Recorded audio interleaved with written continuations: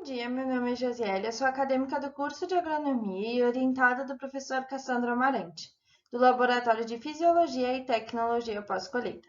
Eu vou apresentar o trabalho sobre aspectos produtivos em videira Chardonnay sob condições de cultivo protegido na região de São Joaquim, Santa Catarina.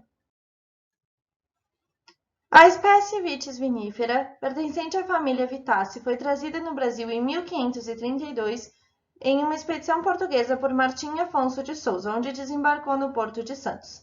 No entanto, ela só chega no Rio Grande do Sul por volta de 1626, quando foi trazida pelos jesuítas, e o cultivo só se consolida em 1742. Atualmente, o cultivo se concentra principalmente no Rio Grande do Sul e em Santa Catarina, principalmente no Planalto Catarinense e na Serra Gaúcha. No entanto, com os avanços tecnológicos, o cultivo tem se expandido para o Vale do São Francisco, onde se obtém até 2,5 safras por ano com o controle da irrigação para causar dormência nas plantas.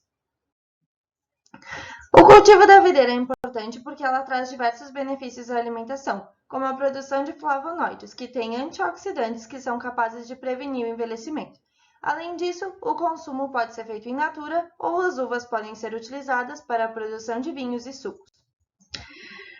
Como os maiores avanços foram nas regiões de altitude do Rio Grande do Sul e Santa Catarina, foi criado o Índice de Procedência e Indicação Geográfica de Vinhos de Altitude, onde 93 municípios recebem o selo de vinhos de altitude. Santa Catarina, como indicação geográfica, tem 29 municípios que recebem o selo de vinhos de altitude de Santa Catarina, inclusive São Joaquim. Dessa forma, os sistemas de cultivo eles visam rentabilidade, sustentabilidade, qualidade e tecnologia. Um dos grandes exemplos é que, primordialmente, o cultivo era feito todo de forma latada, e hoje evoluíram para espaldeira ou manjedoura, onde o cultivo pode ser mecanizado. Outros exemplos são a tela antigranizo, a lona plástica e a irrigação e a fumaça, que são utilizados para prevenir adversidades climáticas como a geada e o granizo ocorrentes na região.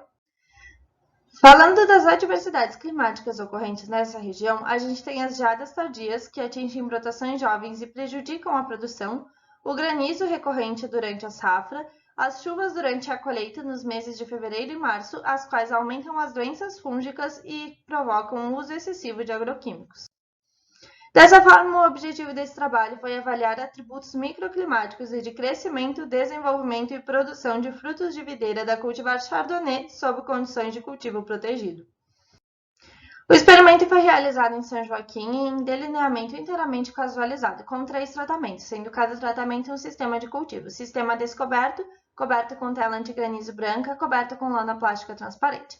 Cada tratamento teve 5 repetições com 2 plantas por repetição. Foram realizadas análise de variância e teste de médias das variáveis microclimáticas e de aspectos vegetativos e reprodutivos. As variáveis microclimáticas analisadas foram radiação fotossinteticamente ativa no mês de dezembro na altura dos cachos, temperaturas máximas, médias e mínimas e umidade relativa do dossel nos meses de setembro e outubro. Já as variáveis vegetativas e reprodutivas foram número de ramos por planta, número de folhas por planta, área foliar específica, número de cachos por planta, peso de cachos por planta, peso médio de cachos e produtividade. É importante ressaltar que durante a safra 2020-2021 ocorreu uma geada tardia no início do mês de outubro, a qual atingiu as brotações jovens, diminuindo a emissão de folhas e frutos, o que causou um retardo também nos frutos restantes. Dentre os resultados, a radiação fotossinteticamente ativa foi superior no sistema descoberto, provando que a tela antigranizo e a lona plástica afetam a entrada de luz, o que pode alterar também o desenvolvimento das folhas e a composição dos frutos.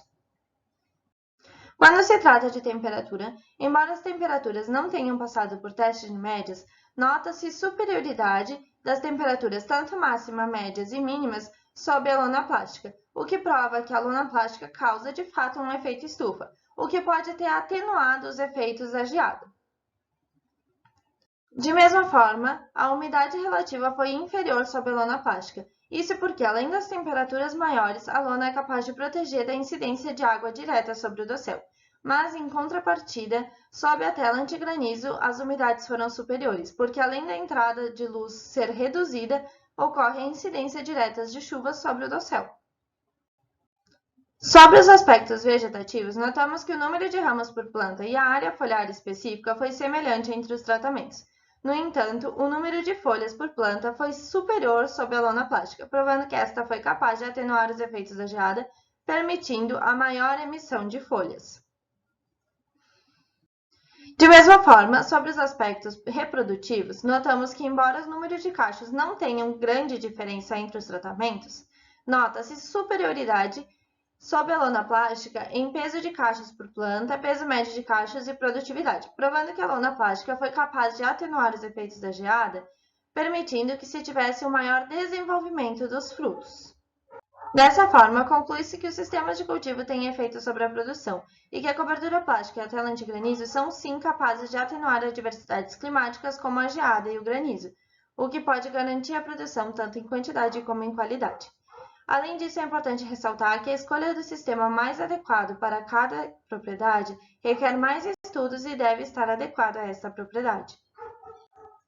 Eu gostaria de agradecer ao DESC e ao CNPq pela oportunidade e também ao Laboratório de Fisiologia e Tecnologia Pós-Colheita por todo o estudo e aprendizagem.